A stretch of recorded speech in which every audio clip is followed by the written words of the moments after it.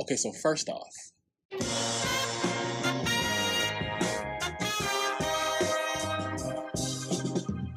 I am not the country whisperer. I promise to stop complaining about this genre soon. Anyway, recently, Luke Combs dropped this banger.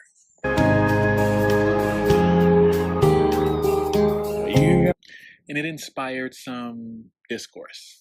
So for those who don't know, Tracy Chapman is a Black queer singer-songwriter from Cleveland, Ohio, whose 1988 smash hit Fast Car climbed the charts, apparently following a televised performance at Wembley Stadium. Many people don't know this, but she had to fill in for Stevie Wonder, who was apparently having technical difficulties at the time. And following that performance, many people heard the song, radio played it often, and she won numerous awards. Luke Combs is a popular country singer from North Carolina who seems to be Nashville's current pop country darling, winning numerous awards from his songs about romance, beer, and general hardships. What first raised my eyebrows about this cover is that I've never heard of Luke. No shade to him, he's got a nice voice, but in regards to a lot of his stuff, and mainly that country voice, homemade jar, lemon drop, take a sip, drinking that ice cold beer. I got that real good, feel good stuff. It just doesn't do it for me personally, but a lot of his music seems to resonate with where popular country is headed. Namely that it's mostly just straight romance feel-good music. Basically stuff I'd expect to hear at a normie wedding. Nothing wrong with that, just not my bag. Anyway, it's important to note that Tracy Chapman has gone on the record to say that she never really envisioned her song ending up on the country charts, but she's glad that it's there and happy for Luke's success. And there are also tons of live covers of this song specifically. So what makes this one so special?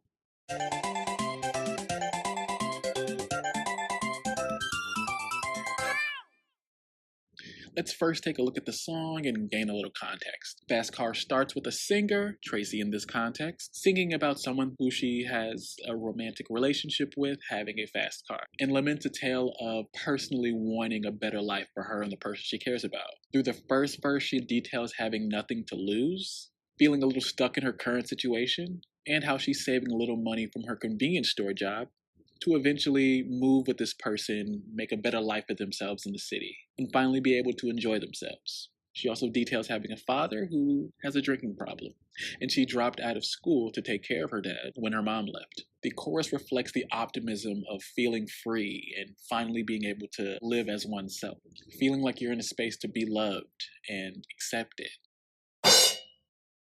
So time has passed, and apparently Tracy and her partner have moved into the city, apparently staying at a shelter. They still occasionally cruise around in the fast car.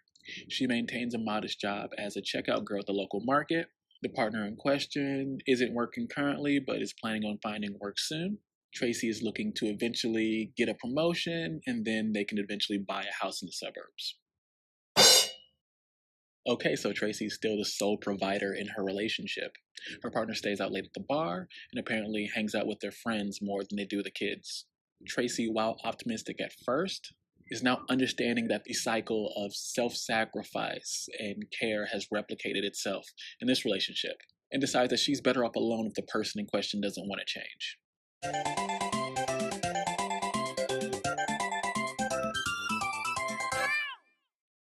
Okay, so themes. So what separates this song from Luke's main bag, like the songs he usually sings, is that this song is very much inherently sad. Not saying it doesn't have any sad songs, but one of the through lines within this song is the systemic failures that all of the people involved face, and how it personally affects them. So many different elements are there. The sadness of being old and infirm, driving one to depression, possibly drinking. The eventual dissolution of a marriage that causes Tracy to have to drop out of school to take care of her dad, only to leave her feeling stuck. This is a pretty common phenomenon in this country. And on average, Black women are usually tasked with taking care of infirmed or disabled children or parents. And unfortunately, a lot of the time they have to do this alone. That, and in relation to later in the story, on average, according to partnership statistics, Black women are less likely to find equitable partnerships, while also being on average better educated and more qualified for work than their white peers. And so much of the story struck a chord with working class Americans who have to live with these material conditions. But that's just my interpretation, so let's move on.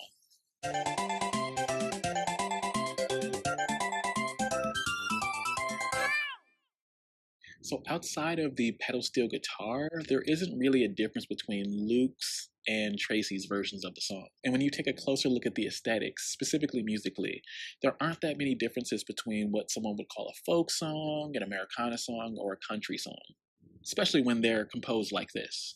So I investigated some of these charting songs around the time that this song was released, and I was surprised to see that there are a few songs with similar compositions that were played on country radio at the time.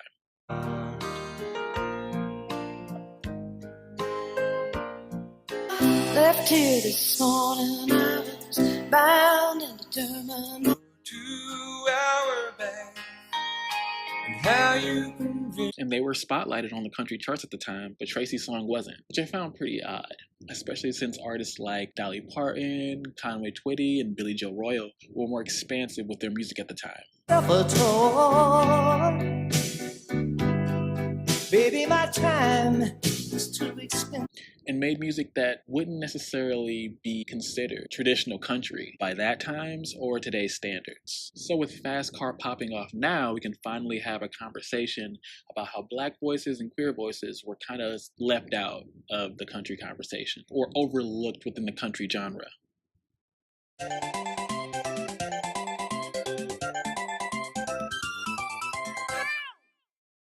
Okay, so these folks aren't really worth your attention. They do nothing but blatantly misrepresent information to suck up to rich dudes. But let's actually engage with what they're saying. The already very popular and famous song has blown up yet again, and Luke's version got to the top of the charts. People do not like this. They are very unhappy. And you know why? Because the original singer, Tracy Chapman, is a Black queer woman. And this is just another example of a white man dominating her work. Yes, at its time, Fast Car, as we discussed, was very popular, winning many awards in pop, folk, and adult contemporary. But even though Tracy's music shared a lot with country at the time, she was noticeably left off of country radio. Second, yes, she is making a decent amount of money on the royalties to the song, which is great, we love that. But it's wild that Tracy Chapman is the only Black woman to have a #1 hit on country charts, and it's the version of the song that she's not even singing on, in a genre that rarely plays musicians that look like her in the first place. A recent study from Jada, I think is what it is, and JDHM shows that fewer than 0.5% of songs played on country radio in 2022 were by women of color and LGBTQ plus artists, and were largely excluded from radio playlists for most of the 2 decades prior. Okay, you know what, Emily? I am sure that that is correct. I know that that is correct because there aren't that many of them to play. It is not that they were excluded. They just do not exist at the same level as a good old homeboy from Tennessee who wants to sing about trucks, guns, and heartbreak. That is not oppression. That is not exclusion. It is the fact that those people usually dominate other genres. It's really not that complicated. Like, there are many BIPOC, queer, Southern, and country music artists who make this kind of music, and they're routinely kept out of touring circuits, radio circuits, and the communities of mainstream country artists. And honestly, that feels intentional. That with the added factor that many white country artists are able to dip their toes into any genre they please, with open arms most of the time. But when Black artists create country-inspired art, they're usually sidelined or demeaned. You can kind of read that into the dissonance in Tracy's reply to the song popping off on the country charts in the first place. Black artists are very well aware of the biases that we face. And even though we know it's technically possible to share space, there can sometimes be an unspoken, unwelcoming energy that we can get from certain audiences. And this isn't a new thing at all. We know a lot of the early rock hits were just songs written and performed by Black artists. And usually they weren't credited or compensated for their labor. Award today? I'm half and half on it. On one side, I'm very grateful that what I made could just be, acknowledged in a world like this. But also, it sucks that whenever we, and I mean guys that look like me, do anything that's genre bending or that's anything, they always put it in a rap or urban category, which is, and I don't like that urban word. It's just a politically correct way to say the N-word to me. So when I hear that, I'm just like, why can't we just be in pop? Why can't it just, you know what I mean? So I felt like half of me feels like the rap nomination was a backhanded compliment. Like, oh, my little cousin wants to play the game. Let's give him the unplugged controller so he could shut up and feel good about it. That's what it felt like a bit. But another half of me is very grateful that the art that I made could be acknowledged on a level like this when I don't do the radio stuff. I'm not played in Target. I'm in a whole different world than what a lot of people here listen to. So I'm grateful and like...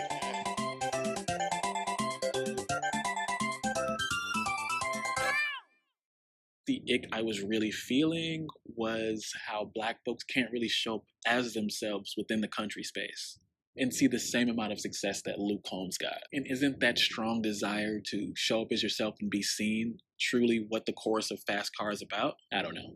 That's just what I think. But thank you for watching. Leave a comment if you liked it, thumbs down if you didn't. If you truly hated it, let me know what you think in the comments. And if you really enjoy these videos, consider becoming a patron. There you can have drum stems of the songs I've covered, along with exclusive content, and more of a say-so in what I create in the future.